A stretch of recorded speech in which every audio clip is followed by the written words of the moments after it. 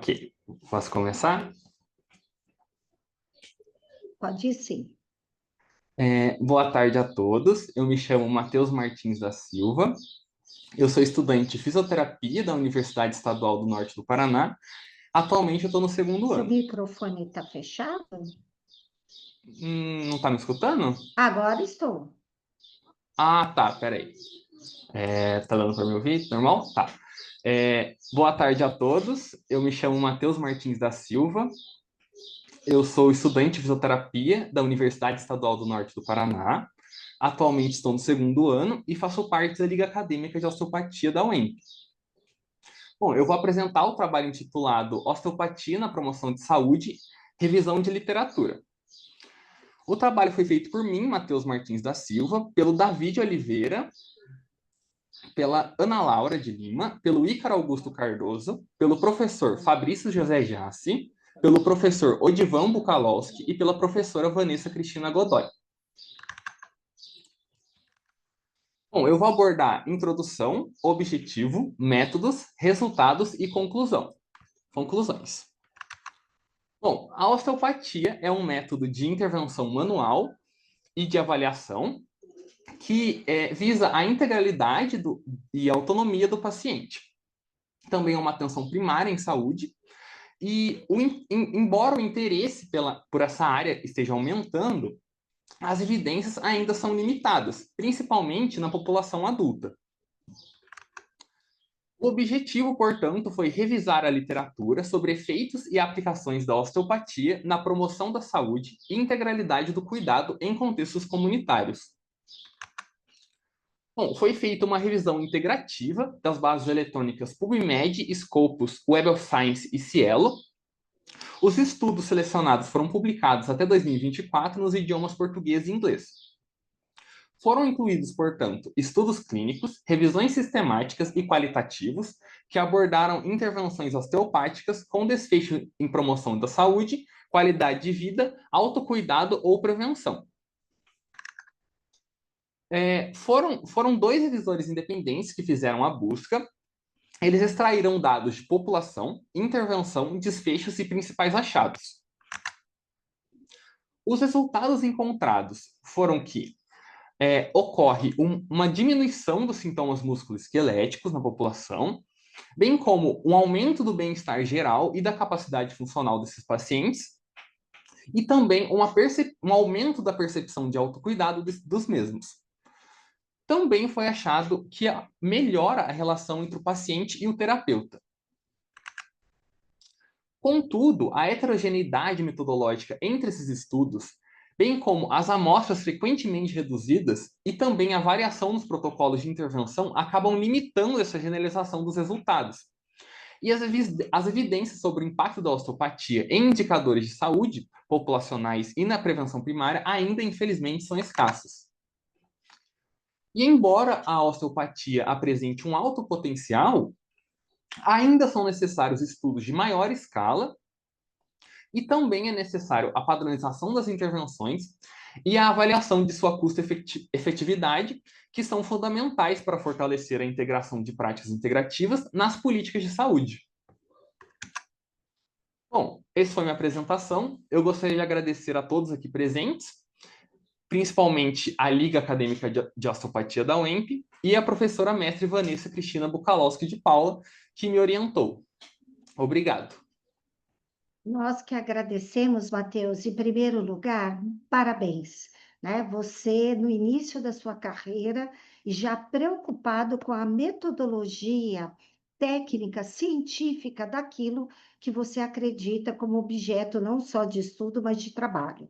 As PICs, atualmente no SUS, são 29 PICs, e que têm realmente proporcionado nas unidades básicas de saúde diversas redes públicas a possibilidade da população ter acesso a esse programa, né? Que tem aí seus benefícios na circulação sanguínea, inclusive na função nervosa e capacidade de estimular o autocuidado, né? Que hoje nós sabemos que é um dos princípios da promoção da saúde no mundo.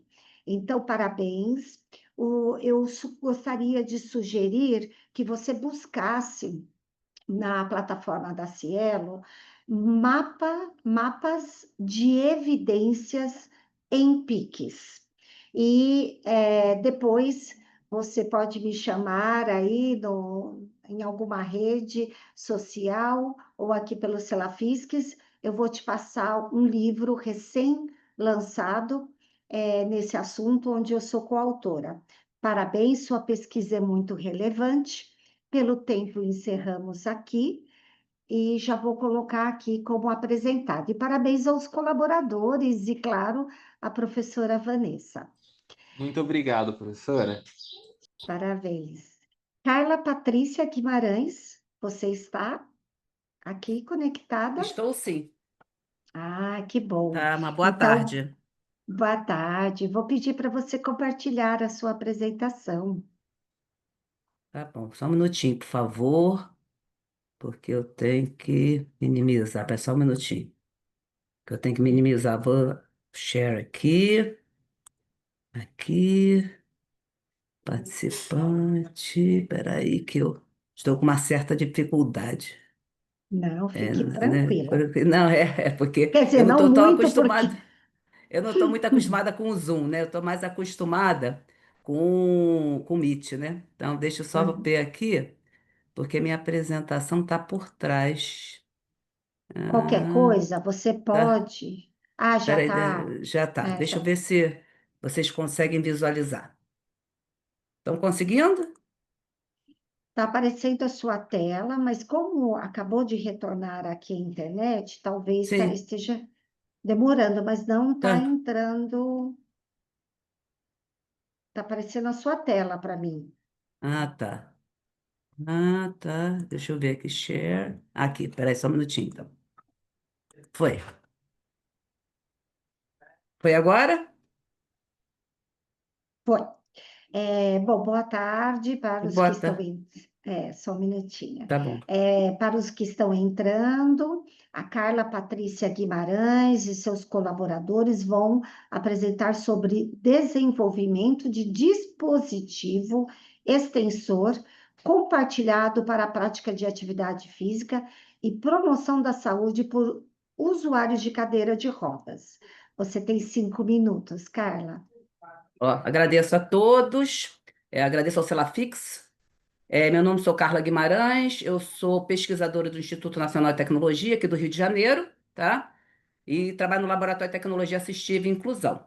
Esse projeto teve como coautores alguns bolsistas meus, Eduardo Carpinelli, Igor Carvalho, o também tecnologista Márcio de Oliveira, do NT, que é do Laboratório de Modelos Tridimensionais, e o professor Luiz Ferro, que é do Cefet do Rio de Janeiro. Qual é a ideia central disso aqui, né? Eu sou professora de Educação Física e Formação. E uma sempre preocupação minha, principalmente na área do desporto adaptado ou do paradesporto, é a questão da inclusão real das pessoas, né? Então, eu comecei a trabalhar nessa área e a gente vê que, às vezes, as pessoas não têm os equipamentos certos para começar algum tipo de atividade ou mobilidade ativa. Então, no ano de 2021, eu ganhei um projeto junto à Pafé chamado Rodar Sem Limites, numa área de mobilidade urbana.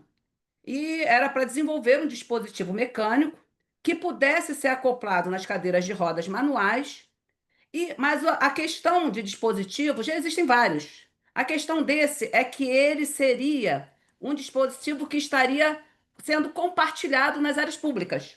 Como são as vermelhinhas de Maricá, as laranjinhas no Rio de Janeiro, as vermelhinhas do Bradesco em São Paulo, tá? Porque eu acho que isso que é importante, que as coisas estejam disponíveis para as pessoas que realmente precisam. E não só usuários PCDs, usuários com mobilidade reduzida. Então você pode ter uma pessoa idosa, ou uma pessoa que tem alguma outra dificuldade, que esteja momentaneamente, né, sem poder se movimentar, que tem algum problema de equilíbrio, PCDs, pessoas com paralisia cerebral, tá? Então a gente começou esse desenvolvimento. Na verdade, é um desenvolvimento de um produto realmente, tá? Eu vou apresentar mais ou menos a sequência, bem rápido, e depois, quem quiser mais informações, podem me procurar, que será um prazer não só recebê-los no meu laboratório aqui no Rio de Janeiro, como também mostrar esse dispositivo, que já está num TRL6, sendo testado em laboratório, com indivíduos registrados e com suporte do município de Maricá, da Secretaria da Pessoa com Inclusão e Deficiência. Então, o objetivo principal é esse: apresentar o desenvolvimento de um dispositivo extensor de cadeira de rodas a ser usado por usuários na prática da atividade física, tá? Então, aí você tem algumas fotos iniciais. A inspiração veio da cadeira de roda de corridas, que é um equipamento caríssimo, né? Poucos usuários de cadeira de roda ou mesmo podem praticar essa atividade. Então, a ideia foi tentar fazer alguma coisa que se acoplasse, mas que fosse fácil das pessoas terem à mão, tá? Então, começamos com o modelo inicial, né? Uma patente em DI, né? E depois começamos a questão da modelagem, da análise geométrica estrutural. Muitas vezes essa linguagem o professor de educação física não está acostumado, mas seria muito interessante que ele começasse a se acostumar. Tá? Foi construído esse primeiro protótipo que está aí sendo analisado aqui do lado direito, né? Junto à plataforma de força, na qual a gente analisava a questão do equilíbrio do equipamento, da inclinação, tá? Foram testados com alguns participantes exatamente para essa primeira análise. Depois dessa primeira análise, a gente fez uma revisão desses parâmetros de projeto, uma remodelagem, tá? A construção da questão do acoplamento, da dirigibilidade, porque muitas pessoas me perguntam como é que as pessoas vão guiar a cadeira, Carla, se elas estão manuseando a roda. Exatamente como a cadeira de rodas de corrida. Essa mola mantém sempre o volante na direção correta. Só com um toquezinho você consegue deslocar o volante e conseguir a dirigibilidade, tá? Atualmente, qual é o sistema? A gente está montando um sistema eletrônico também, que vai dar todo o feedback para a pessoa que usa a cadeira de rodas, como é feita com os relógios que as pessoas correm. Está sendo também feita a adaptação para o totem, né, no município de Maricá, e com isso a gente espera, né, que a construção final se dê e o acoplamento do sistema eletrônico de segurança, tá? E em andamento, a gente já está com esse sistema já sendo bem testado, tá? E a gente espera que ele esteja disponível para a prática de atividade física no próximo ano no município de Maricá. E aqui é um final mostrando o grupo da secretaria, o extensor já sendo apresentado, e aqui um usuário, ele é um PC, é uma pessoa com paralisia cerebral, que tem grande dificuldade num dos membros, então ele só usa a motorizada, mas ele pode usar uma cadeira de rodas manual para fazer uma prática de atividade física. Eu agradeço, tá? Desculpe, passei um pouquinho do tempo. Então, agradeço a todos por estarem e estou à disposição. Obrigada. Olha, professora, primeiro, parabéns, porque atualmente se fala tanto de inclusão, mas a inclusão ela só acontece na prática. E parabéns pela linha de estudo, pelo nosso tempo, não vamos ter aqui a oportunidade de discutir, e muitas vezes na pesquisa científica fica se esperando análises estatísticas robustas, que são tão importantes quanto, e a questão do laboratório, mas levar um estudo para a prática, que vai dar a oportunidade para as pessoas e atletas com todas as suas condições, sejam elas totais ou limitadas, é fantástico. Parabéns pelo tema da pesquisa, espero revelar em breve. Muito obrigada. Eu gostaria de chamar o Davi de Oliveira Santos para a apresentação da osteopatia pediátrica na promoção à saúde, também uma revisão de literatura. Davi, por favor, se Boa puder tarde, professora. compartilhar. Um Boa segundo, tarde. um segundo aqui. Enquanto você vai compartilhando, caso a Vanessa Cristina Godoy esteja presente, já deixa a sua apresentação aberta, né? E fiquem à vontade se quiser colocar alguma coisa no chat, que eu acho que está aberto para vocês. A questão do horário é para que todos possam apresentar, respeitando aí o sucesso né, de tantas inscrições. Tá Davi, com aparecendo aí? você. Tá aparecendo aí? Sim, só falta colocar no modo apresentação, ali naquela tacinha.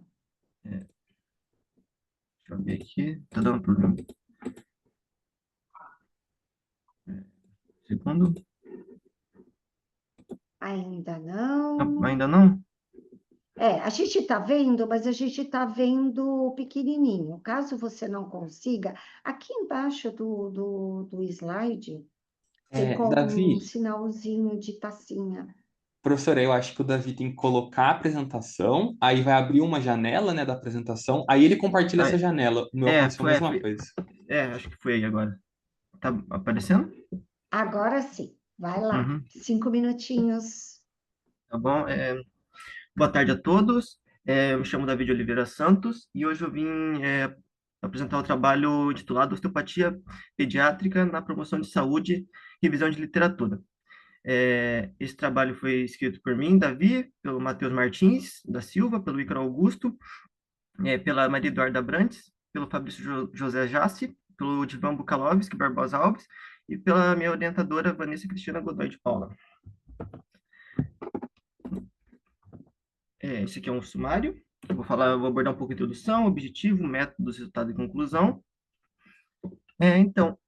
A osteopatia pediátrica, ela vem ganhando bastante destaque na promoção de saúde na criança por trazer uma abordagem integral, não só focando só no físico, mas um foco total, com um foco em estabilidade, mobilidade e na integração neurofisiológica dessa criança. Estudos sugerem melhoria no conforto, no sono e na regulação do sistema nervoso autonômico das crianças.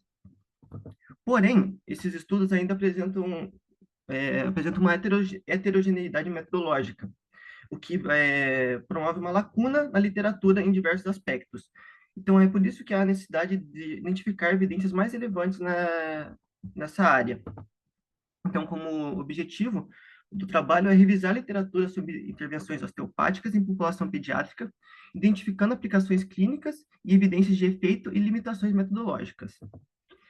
Então, a metodologia que foi feita para essa revisão narrativa foi buscas em bases eletrônicas, com a PubMed, a Scopus e a Pedro. Foram selecionados estudos de ensaio clínico randomizados e revisões sistemáticas de até 2025, do idioma português, espanhol e inglês, e foram excluídos estudos que não tiveram uma metodologia bem detalhada e estudos de casos ou casos isolados. Então, foram extraídos esses dados e feita a revisão. Resultados. Achados positivos que a gente encontrou nessa busca foi que a osteopatia pediátrica ela tem melhora em sintomas como cólica e sono nas crianças. Também foi percebido que cuidadores disseram que houve uma melhoria na qualidade de vida e eventos adversos na utilização da osteopatia são bem raros. Então, mostra que tem um potencial terapêutico muito grande observável. Também tem um pouco das limitações dos nossos estudos, que foi que as amostras que a gente achou são pequenas. Os estudos têm amostras muito pequenas, as técnicas e os desfechos são variados, e os resultados inconsistentes. Então, existe uma falta de estudo longitudinal e efetivo na literatura atual. Então, a gente pode concluir que a osteopatia pediátrica ela apresenta um potencial como uma abordagem complementar na saúde infantil, especialmente para sintomas funcionais.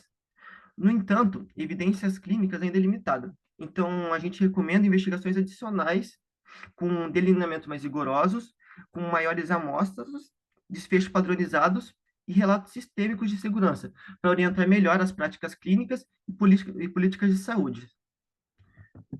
Meu muito obrigado a todos, principalmente para a professora Vanessa, que me ajudou no projeto. É isso. Parabéns pela apresentação aí do tema. Realmente vocês possuem um desafio muito grande. Mas, embora não tenha todas as evidências, precisamos trabalhar para isso. Então, eu acho que vocês estão só começando a pesquisa, e toda pesquisa, claro, tente se levantar o que já existe.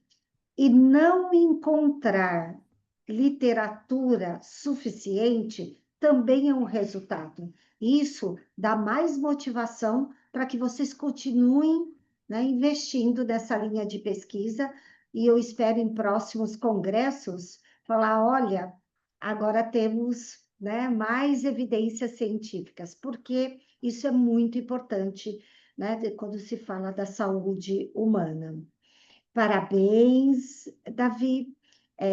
A Vanessa, vamos ter o prazer aqui de conhecê-la, então, a orientadora. Você é a próxima? Boa tarde, tudo bem?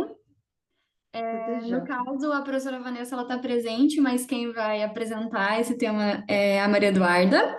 Eu sou uma das autoras, tá bom? Mas ela está aqui. Estou procurando aqui você no. É sobre confiabilidade interavaliador do teste, né, de foria ocular em Isso, adultos jovens. Já achei isso. seu nome aqui, Maria Eduarda. Vamos lá. Compartilhando a tela. Deu certo? Deu certo, ponto para as meninas que foram as mais rápidas em compartilhar aqui a apresentação certinha. 5 minutos. Ok. Então, muito boa tarde. Então, a gente vai apresentar sobre o tema confiabilidade interavaliador no teste de foria ocular em adultos jovens. Deixa eu passar para o próximo. Então, primeiramente, a gente vai começar falando sobre o papel do olho na integração sensorial. Então, o olho ele se relaciona com o posicionamento da coluna cervical e os movimentos da cabeça e dos olhos. Isso ocorre pela integração de informações do sistema vestibular visual e proprioceptivo. Essa integração ela gera respostas musculoesqueléticas posturais adequadas que ajudam a manter o alinhamento da cabeça e tronco e a executar atividades visuais, prevenindo sobrecarga e dor na coluna. Então, esses distúrbios oculomotores, né, como as forias oculares, são desvios na visão monocular, né, que é quando ocorre a binocularidade, quando a binocularidade é rompida, que também geram repercussões posturais. E existem alguns sintomas associados, como fadiga ocular, astenopia, dor de cabeça, sonolência e dificuldade na concentração na leitura, que são saltos de linhas e diplopia intermitente. Então, a avaliação, né, e a justificativa do estudo. Então, as forias, elas são avaliadas clinicamente por testes, né, da foria ocular, que é o cover-uncover. Então, a literatura recente, ela carece de informações sobre a confiabilidade desse teste. Então, o nosso objetivo é determinar essa confiabilidade interavaliador nos testes de foria horizontal, tanto para a visão de longe, né, que é 6 metros, quanto para a visão de perto, 40 centímetros, em adultos jovens saudáveis. E a nossa hipótese é que a foria cover-uncover é confiável para avaliar essas alterações do receptor ocular. Então, foi realizado um estudo de confiabilidade em 25 adultos jovens de idade média, né, de 23 anos, com acuidade visual corrigida. E a foria horizontal e vertical foi medida em 2 condições de distância. A avaliação, então, ela foi as medições foram realizadas no mesmo dia por 2 examinadores independentes, avaliador 1 e 2, que seguiram um protocolo padronizado. Então, essa análise estatística utilizou o coeficiente de correlação intraclasse, né, o CCI, para qualificar a confiabilidade.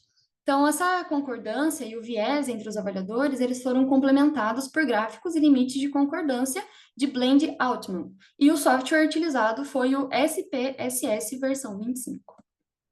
Então, os nossos resultados, né, a análise ela indicou que as medidas de foria ocular apresentavam confiabilidade em intervalador moderado, né, com CCI variando entre 0,65 e 0,78.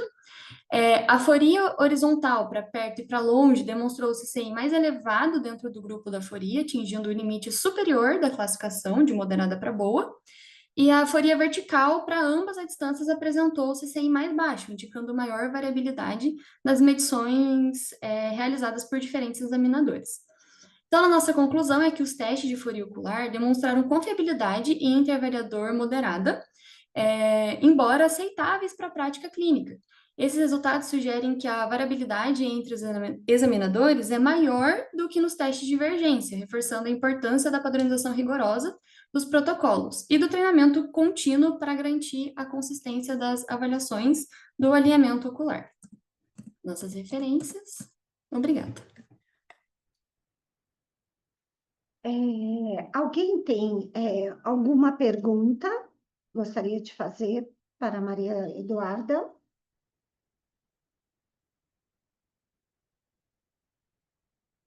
Ótimo, Maria Eduarda, parabéns. Uma pergunta para você. Vocês fizeram com apenas 2 avaliadores? Isso, foi com 2 avaliadores. Tá. 2 perguntas. Por que não mais avaliadores por um assunto, né, de tanta relevância? E se vocês pensam em apresentar isso, talvez, numa tabela, para que a gente veja mais claramente a análise estatística. Eu acho que a professora Vanessa pode ajudar mais com as respostas. Deixa eu... Só um minuto.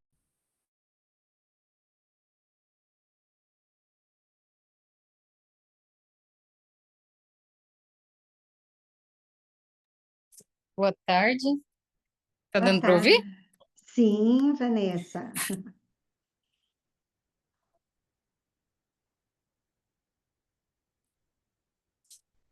Se tiver dificuldade, não tem problema, por Tá conta do travado nosso aqui, né? tempo. Você está me ouvindo bem?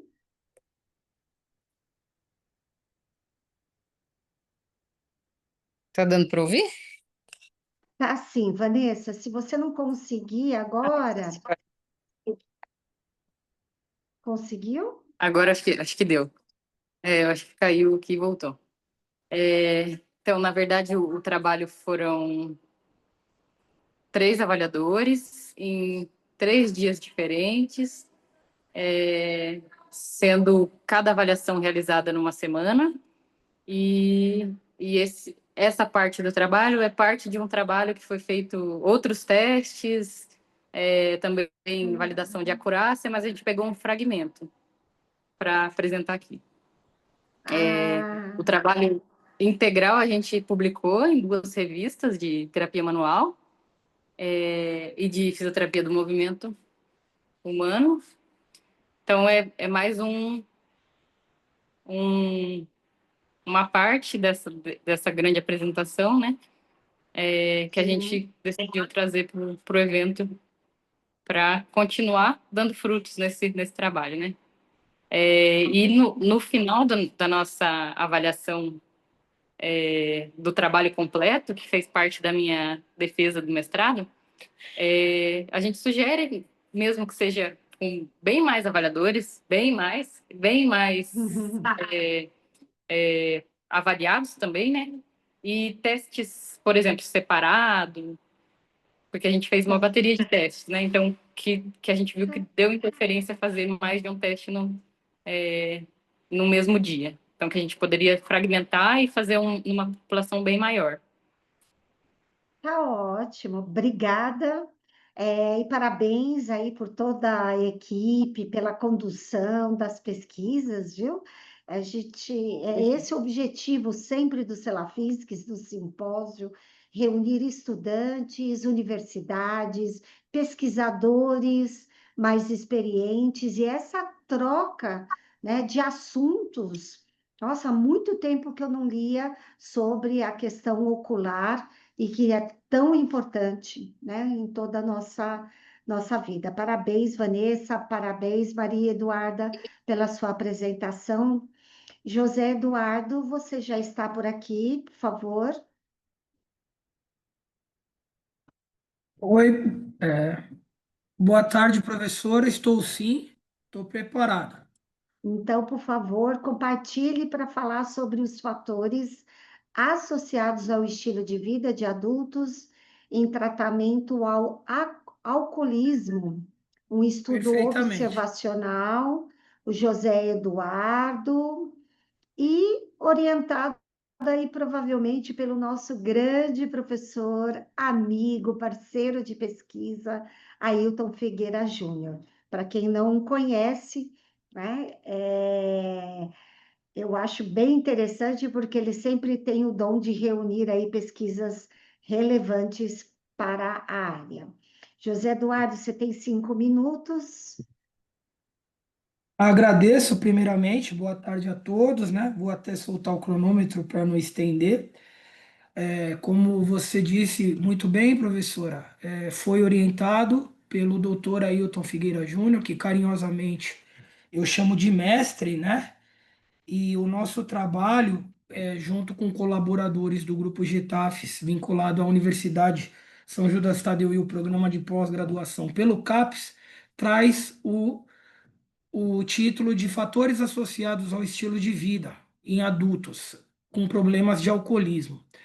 É oportuno, porque nós, nesse momento, estamos com um grande problema social que é o metanol nas bebidas. Lembrando que não somos contra o álcool, mas para a população que é doente e tem o vício, nós gostaríamos de entender como eles podem ter um tratamento mais efetivo. O transtorno por uso do álcool é uma condição crônica multifatorial. É uma doença progressiva, incurável e fatal que antes de matar humilha. E ela está associada a mais de 200 outras doenças e tem uma relevância muito grande na morte, porque está associada a mais de 3 milhões de mortes anuais decorrente do alcoolismo. E o exercício físico surge como uma estratégia promissora com os efeitos positivos no craving, que é o desejo de usar agudo no humor, no sono, na saúde física, no desempenho e na prevenção à recaída. Estudos similares desses autores que eu cito apresentam esses resultados, né? O objetivo geral do nosso estudo foi exatamente investigar como que está o estilo de vida. Dentro de Alcoólicos Anônimos, a pergunta que se faz é: parei de beber, e agora? Como é que eu faço para ter uma vida social, uma vida digna, ser um alcoólatra em recuperação funcional para a sociedade?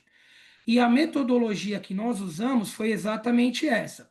O estudo foi observacional, descritivo e transversal.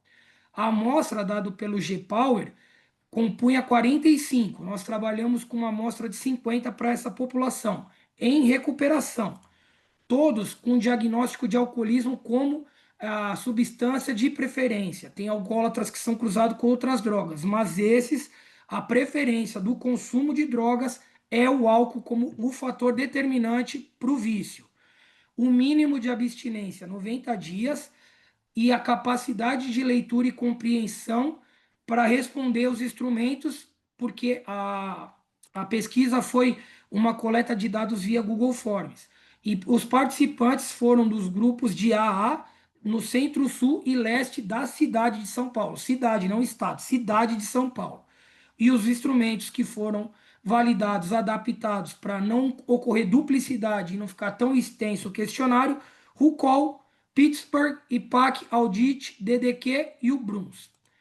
Aqui nos resultados, nós tivemos aqui uma predominância maior de pessoas com 45 anos, do sexo masculino. E muitos ainda são fumantes ativos com média de 7 cigarros por dia.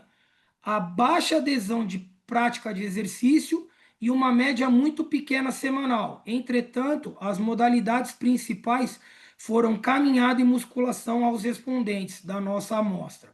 E um período de sono muito pequeno para uma população adulta que tem a doença do alcoolismo.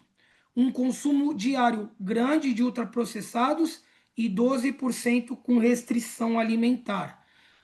Agora, a saúde percebida foi boa e as doenças crônicas de baixo impacto funcional.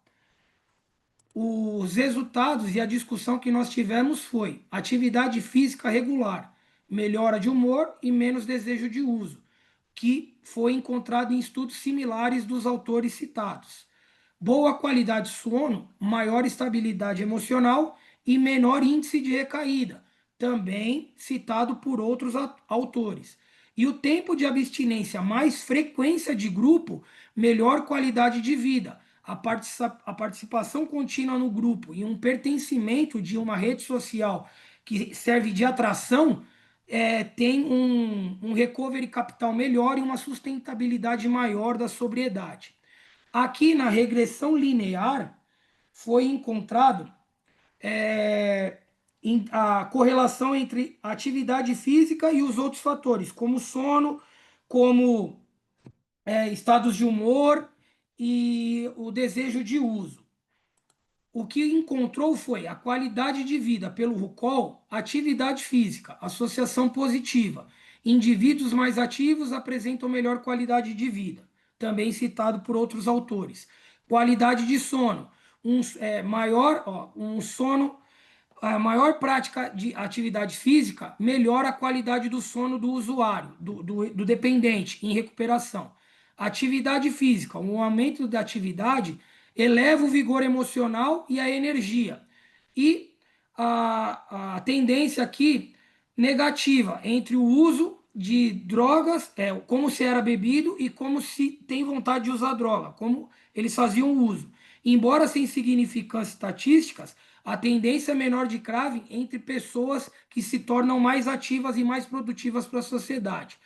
A discussão foi, a conclusão do estudo, que indivíduos que frequentam o grupo e têm mais atividade têm menos 1,7 chances de voltar ao uso. O exercício atua na modulação do comportamento, substitui o papel da droga na regulação emocional e social, a atividade melhora a qualidade de vida, melhor sono, menor desejo de uso e mais estabilidade emocional, e a abstinência prolongada em grupos de apoio fortalecem, como foi dito, o recovery, favorecendo a manutenção da sobriedade e entregando um sujeito recuperado funcional para a sociedade. Lembrando que o alcoolismo é contagioso, não biológico, mas o alcoólatra elimina toda a família e uma sociedade.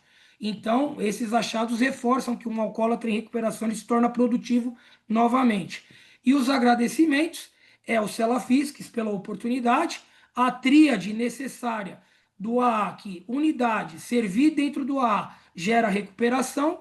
Deixo para vocês o site de Alcoólicos Anônimos para quem tenha alguém na família, um parente próximo, um amigo nessas condições, e agradeço imensamente à senhora, ao doutor Vitor, ao doutor Ailton e todos os participantes, e parabéns por todas as apresentações. Muito obrigado. Parabéns pela sua apresentação, pelo seu tema. Gostaria de saber se alguém tem alguma pergunta. E eu fiquei, claro, a gente não tem tempo aqui suficiente, seria de uma riqueza muito grande discutir um pouquinho a questão das correlações. Esse estudo ele foi transversal, vocês não acompanham esses participantes? Não acompanhamos. A gente Tá. fez o formulário e entregamos para eles responderem online.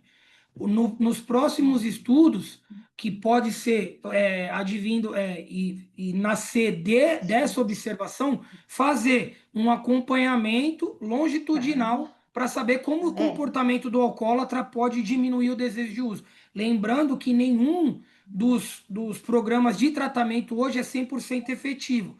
Não dá para se saber, porque o índice de recaída no primeiro ano é muito grande, doutora. E até de continuidade, né, de adesão à proposta seja do grupo ali, do AA, ou qualquer outra instituição. De qualquer Isso, do maneira. CAPES, entre outros. Alguns que eu tenho contato, porque eu tenho contato com essa população, diz que Alcoólicos Anônimos e Narcóticos Anônimos, tem Neuróticos Anônimos, tanto CAPES, é uma faculdade que não te entrega diploma, você vai para o resto da vida, porque você não vai ter alta do tratamento. É só por hoje. Mas, de qualquer maneira, é muito importante porque aponta aí uma direção, identifica alguns padrões, né, que pode se observar entre as correlações e as variáveis, que eu achei muito interessante vocês incluírem a questão do sono, da qualidade de vida, recaída. Olha, um Perfeito. trabalho importantíssimo em termos de saúde pública e saúde coletiva para políticas, inclusive sociais, na área da saúde, englobando infelizmente, esse vício. É uma pena, professora, a gente não poder continuar, mas parabéns pelo seu trabalho, viu? E manda um Muito, grande abraço para o Ailton, embora a gente se encontre com uma certa frequência, mais um abraço aí para o nosso colega, né, e professor referência aqui do laboratório. o recado vai ser dado. Agradeço mais uma vez, professora. Eu vou sair dessa reunião aqui e vou defender a minha tese de mestrado. Então, vai ser Olha passado e vou transmitir. só, Me por deseja sorte, favor. professora. Me deseja sorte. Não, olha Estou só. preparado? O que que a senhora acha? Estou preparado? Já está preparado pela sua energia de acreditar e realmente é real a tua contribuição na saúde das pessoas. Não há pesquisa científica que seja mais relevante do que a vontade de um profissional colaborar para a saúde das pessoas. Então, parabéns, mestre, já o considero mestre, e depois manda notícias para a gente lá no Instagram do Celafisques. Tenho certeza que o Dr. Vitor vai ficar muito feliz de receber. Obrigado a todos. Boa apresentação a todos. Gostaria de saber se o Heitor já está aqui para apresentar o perfil de práticas de atividades físicas por alunos de graduação em educação física. Nossa, tema É, importantíssimo. boa tarde, tudo bem, professora? Tudo Deixa eu compartilhar minha jóia. apresentação. Vamos ver se você vai ser rápido, igual a Maria Eduarda. Foi? Tá aparecendo. Aqui, ó, falaram que esse meu comportamento é feminista, sim, mas todos acolhidos aqui no meu coração, é só para descontrair um pouco. Sim, sim. Tá dando pra Heitor, ouvir tranquilo, né? dá para ouvir? Vou pedir para você ficar atento ao horário, para a gente poder terminar aqui no horário. Sim, sim. Fique à vontade. Tá bom, boa tarde, pessoal. Meu nome é Heitor. Eu vim apresentar um trabalho sobre perfil de práticas e atividades físicas para alunos de graduação em educação física, né? Esse estudo foi feito com mais outros coautores, todas mulheres, inclusive, a Bárbara Mela Galvão, a Carol, e a professora Juliana Baedascal, daqui da universidade. Esse estudo, ele partiu de um envolvimento que nós, dos alunos da graduação de Educação Física, temos numa matéria que fazemos monitoria em aprendizagem motora. E tentamos fazer um estudo um pouco maior agora, isso é parte dos dados de um estudo maior, que nós desenvolvemos com os alunos, buscando melhorar e desenvolver metodologias de ensino um pouco mais, é, de forma mais ativa e tudo mais. E esse estudo nosso, ele é mais voltado um pouco para entender como as práticas corporais elas estão atuando durante a vida do estudante de educação física e como essa manutenção ela está ocorrendo, né? Então, é meio que uma dualidade do estilo de vida ativo e como essa caracterização do curso e a busca na área influencia os alunos, ou se os alunos já buscam o curso de educação física já tendo em mente ou essa influência por já praticarem atividade física durante a sua vida, né? Ah, os objetivos do nosso estudo foi verificar o perfil, né, de práticas em atividade física com os estudantes do segundo ano, basicamente dos cursos de graduação em educação física na UEL. Esses alunos partem de um currículo agora já mais, ainda não é dividido entre bacharel e licenciatura, é um currículo comum, mas a partir do terceiro ano é quando eles escolhem se vão para a licenciatura ou para o bacharel. Ah, a metodologia, né? Nós partimos de uma amostra de 110 estudantes de educação física, que responderam um questionário, né, sobre práticas pregressas durante sua vida, se praticaram musculação, se praticaram futsal, futebol ou qualquer modalidade de prática motora. E esses dados eles foram quantificados de acordo com a quantidade de práticas e quais práticas eles realizaram. Então, a gente não se atentou apenas ao número, mas qual. A entender qual é e qual é mais que eles mais praticaram e quantas eles praticaram durante a vida. Às vezes uma, duas, teve aluno que praticou 3, 4 modalidades durante a vida inteira. Passando para essa parte de discussão e dos resultados, esse gráfico demonstra um pouco que mesmo tendo uma linearidade ali, alguns alunos praticam, tem uma certa miscigena, né? Não, tem uma certa miscelânea de práticas, e só que ainda tem uma quantidade grande, considerando a educação física, de alunos que não praticaram, que mesmo não praticaram durante a vida e mesmo durante a graduação estão sem prática, né? É, e só que o que mais acaba sendo relevante é a prática da musculação, né, sendo a com maior número de dimensões. E desses 27 estudantes que não praticaram educação física, o restante realizaram apenas um tipo a musculação, e os outros 41, eles acabaram mesclando musculação juntamente com futebol, futsal. Então dá para entender que não necessariamente eles praticam uma única modalidade, eles praticam mais de uma, duas. Só que o dado interessante vai que, se a gente for levar em consideração é, o percentual de adultos que são considerados insuficientemente ativos pelo IBGE, tem uma diferença, né? 24% dos alunos praticam e 40% da população adulta não pratica.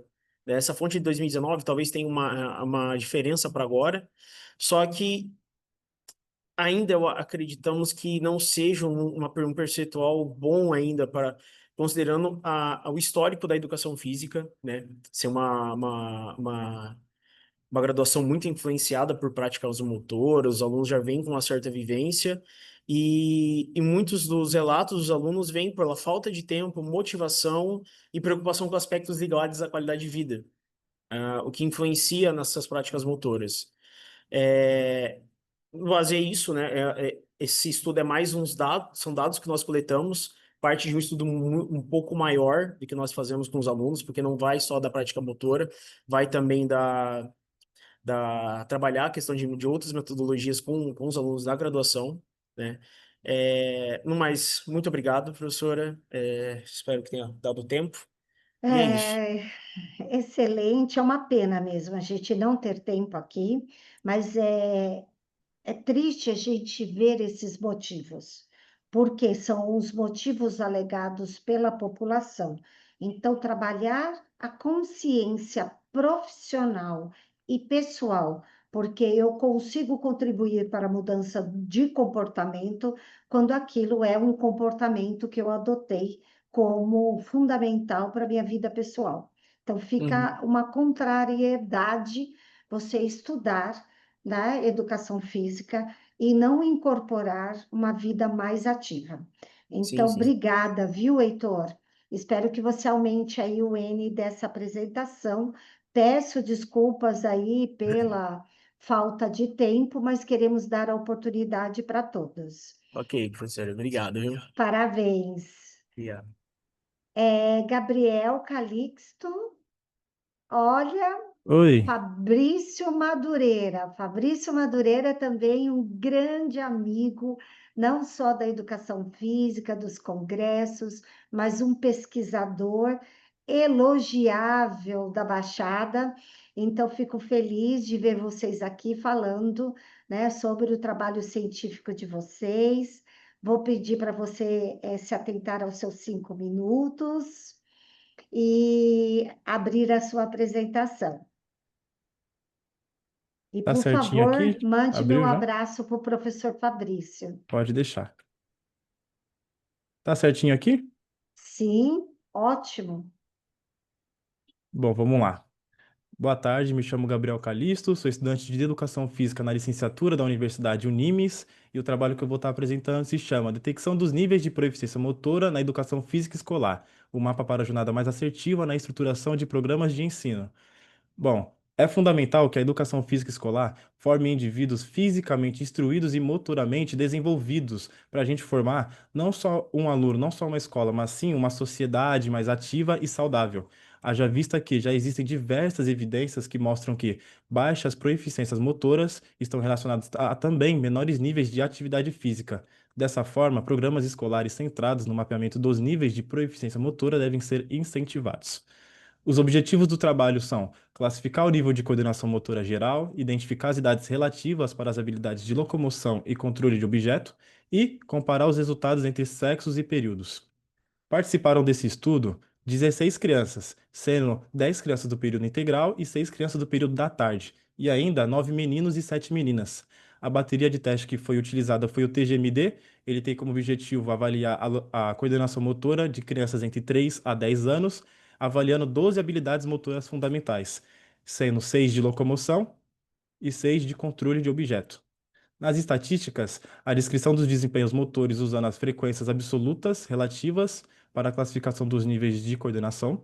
A análise da normalidade foi feita pelo Shapiro-Wilk com relação às variáveis de idade locomotora e idade de controle de objeto, e 4 testes T de amostras independentes para comparar o resultado, para comparar o desempenho dos participantes em 4 condições. A tabela número 1, ela apresenta a classificação descritiva dos alunos para a coordenação motora, e a gente pode avaliar que das 16 crianças, apenas 5 tiveram o desempenho desejado. As outras 11 crianças tiveram desempenho abaixo, tudo bem?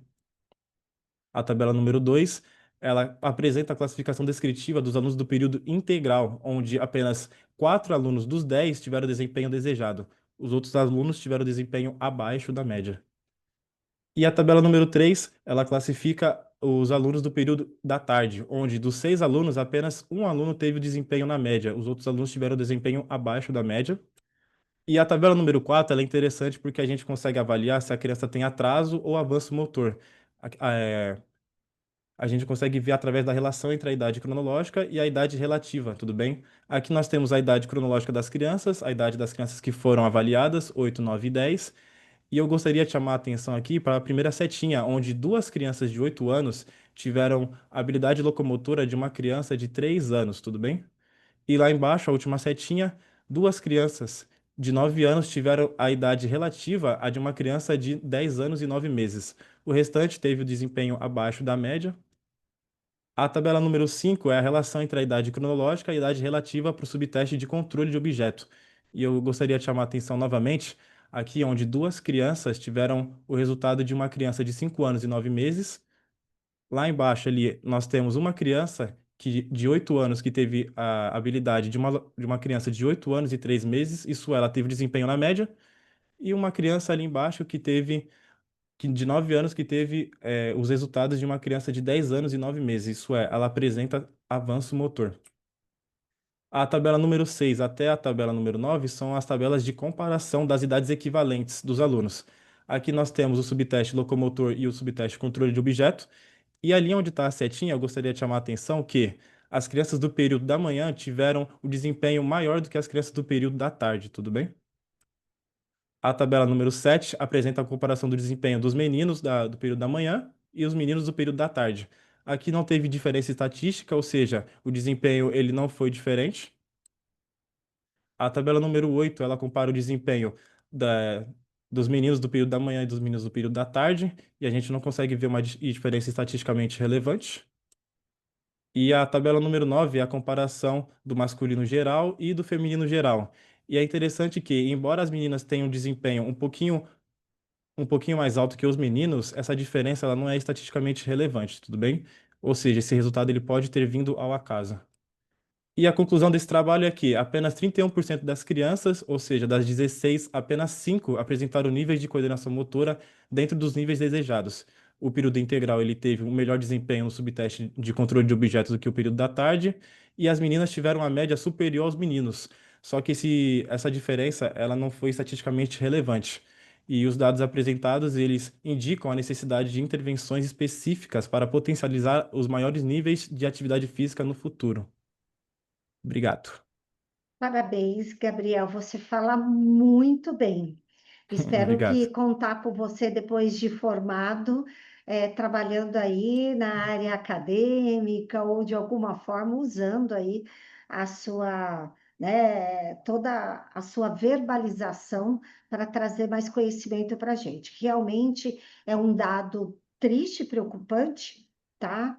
Porque realmente, em geral, né, não tivemos aí o acompanhamento desculpa, a evolução adequada em termos de evolução motora. Então, isso deixa uma pergunta, o quanto, né, nós temos investido nos pais incentivarem, né, desde o nascimento dos bebês, a questão não só da atividade física, coordenação motora, lateralidade, toda a teoria do desenvolvimento motor das crianças, que nós sabemos que é importantíssima na primeira infância, né, no desenvolvimento aí de adultos mais saudáveis. Gabriel, mais uma vez, parabéns, parabéns para o desenho metodológico do estudo.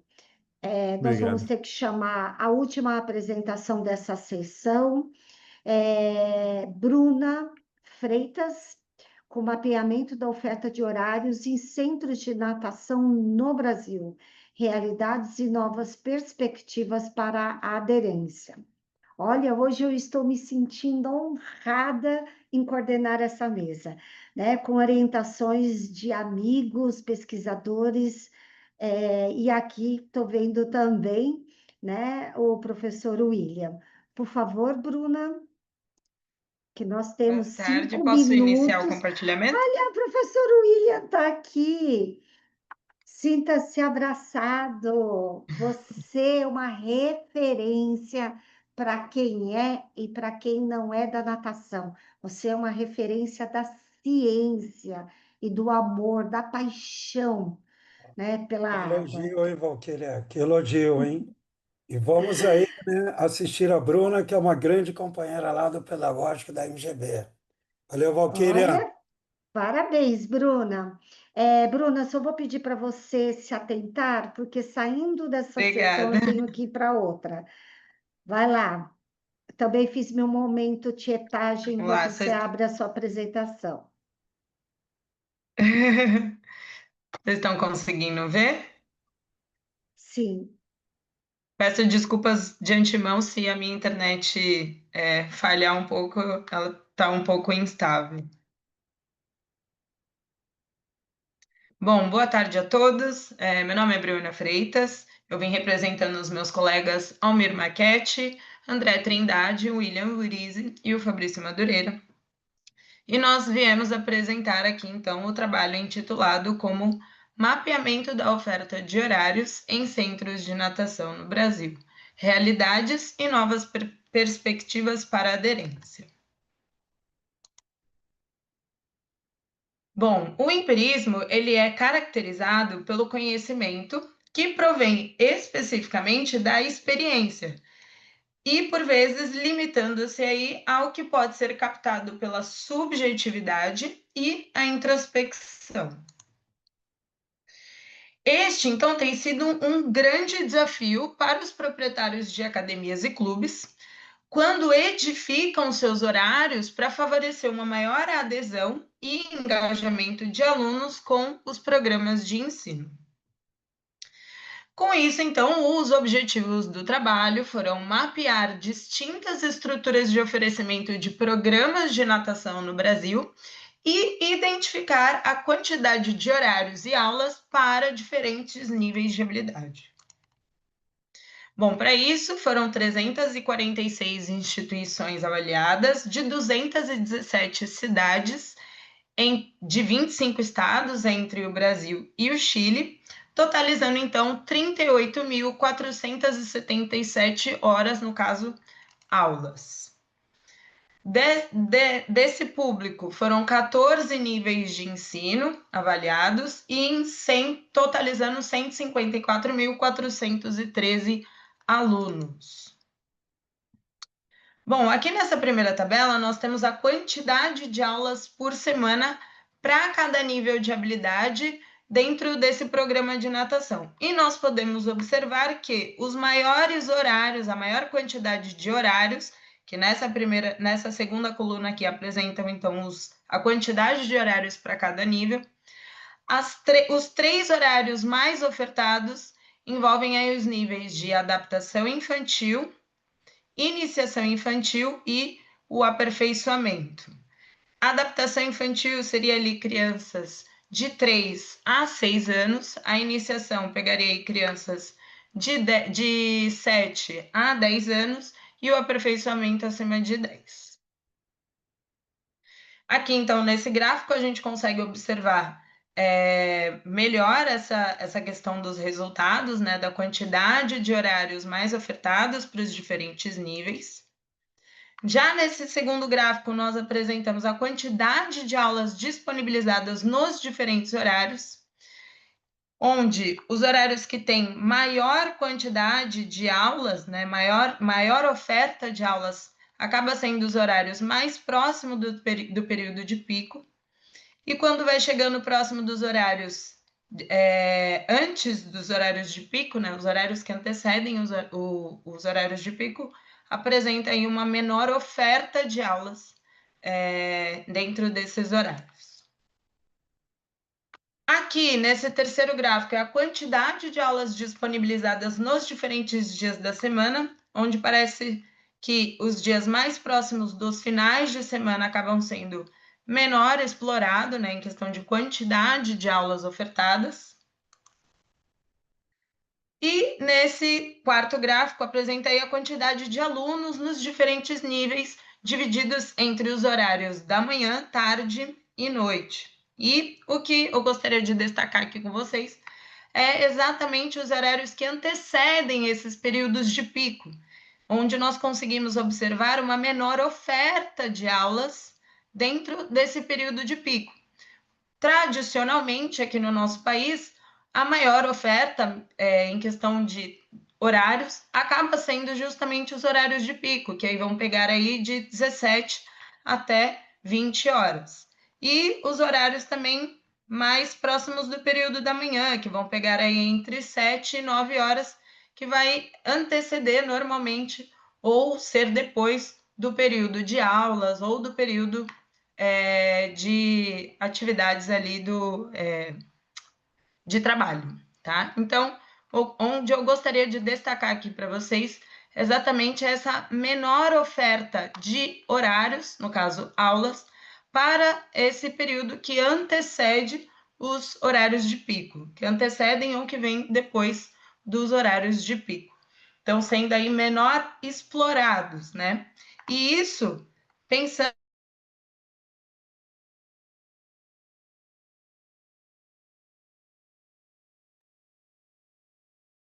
Parece que deu uma travadinha. Opa, voltou. Bruna?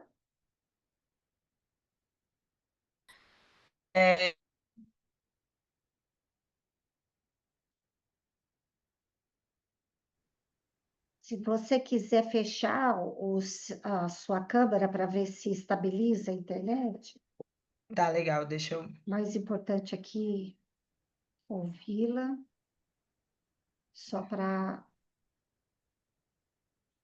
Vocês gostariam que eu Sim, voltasse para os resultados? eu acho que deu para entender bem ali os picos, né, Sim. de horários. Então, essa daqui, no caso, esse gráfico apresenta aí a quantidade de aulas disponibilizadas nos diferentes dias da semana, né?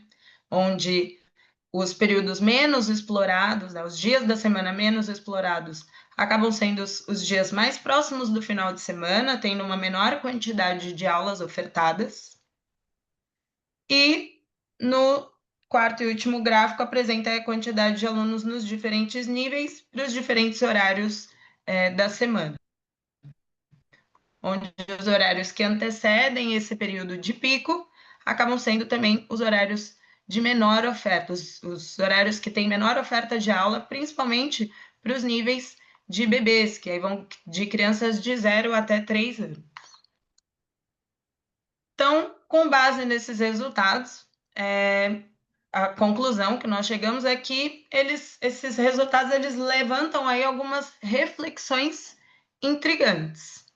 Entre elas, se a organização dos horários ela reflete aí efetivamente a demanda da família, no caso, os horários de aula das crianças, e aí o período de trabalho dos adultos, ou uma limitação no domínio desses profissionais em níveis específicos do nadar, como nós conseguimos ver que os horários de menor oferta acabam sendo para os níveis de bebês, bem como a reprodução cultural dos horários que limitam as novas possibilidades de crescimento.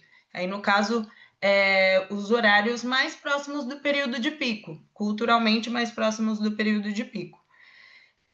O que possibilita aí um baixo crescimento de outros horários em períodos aí pouco explorados. Obrigada. Poxa, Bruna, você colocou na conclusão a pergunta que eu tinha para fazer para você. Eu acho que é isso mesmo. Eu acho que esse desfecho da sua pesquisa, ele pode ter variáveis importantíssimas para o lado do empreendedor, para o lado do profissional e para o lado das famílias. Então, não é só uma frente, né? São várias frentes aí que precisam ser bem trabalhadas, porque a gente torce pelo negócio de que os espaços para as práticas aquáticas se mantenham o mais, né, utilizadas possíveis, mas a gente depende do profissional e, claro, dos possíveis clientes, dos acessos. Mas, de repente, o seu estudo pode oferecer uma oportunidade de se olhar para tudo isso e criar campanhas específicas para cada item.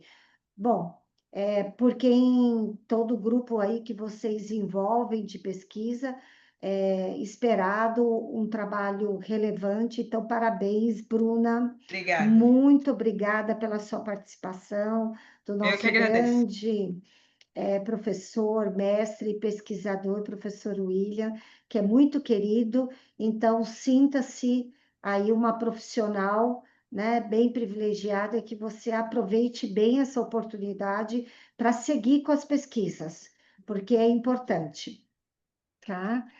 Obrigada. Olha só, eu não queria ser feminista, mas a Bruna, né, tive uma mulher encerrando essa sessão. Olha, o professor Almir Marchetti, nossa, essa sessão, ela tá chique. Eu acho que eu fui selecionada para ser presenteada, né, em rever grandes amigos. Pessoal, o certificado ele estará disponível na plataforma, né, que vocês fizeram a inscrição da Even, tá? Então, fiquem tranquilos. O certificado será automático, eu vou colocar atribuir a presença, não tivemos nenhuma falta nessa sessão. Professor Almir, muito boa tarde, quanto tempo? Não te vejo fisicamente, né? Mas aqui, ó, no coração e online, te acompanho sempre. Boa tarde, obrigado. Muito bem, do professor William também. Então,